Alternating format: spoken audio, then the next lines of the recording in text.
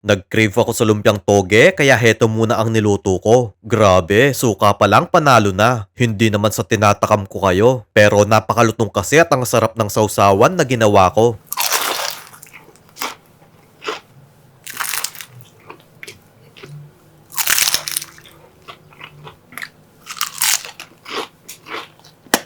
Gagamit tayo ng tofu pero kalahati lang ang lulutuin ko. Hihiwain ko lang ito into cubes.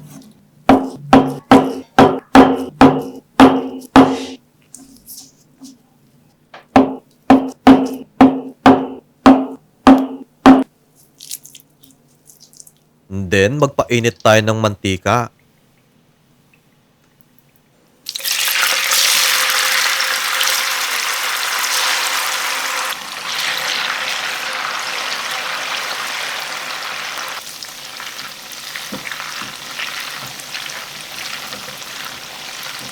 Ilagay muna natin to sa strainer.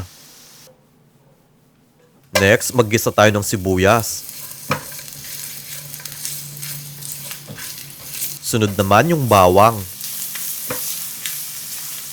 Isang kutsarang patis.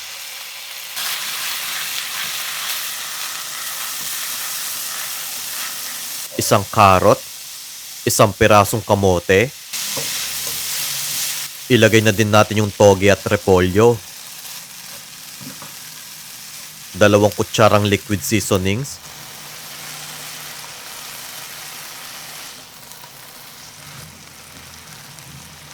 Tapos yung tokwa na pinirito.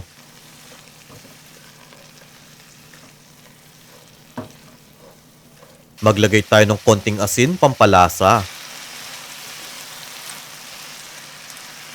Yung mga non-stick pan, silicone utensils at yung chopping board na ginagamit ko, nasa comment section kung saan ko nabili ang mga ito. 3 sibuyas, bawang, sile, paminta, asin, asukal, suka, at tubig. Guys, nasa dulo ng video ang complete list of ingredients nito. Balutan na natin to ng lumpia wrapper. Nilak ko lang ng tubig ito.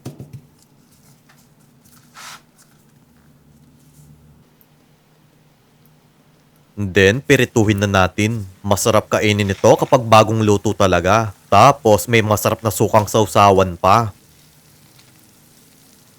O, di ba? Ang ganda ng pagkakapirito. Ilagay muna natin sa strainer ito. Heto yung sukang sausawan ko. Kaya kung gusto nyo pang makapanood ng mga recipe na tulad nito, mag-follow lang kayo kay Lokong Kusinero para ma-update kayo sa mga susunod na video.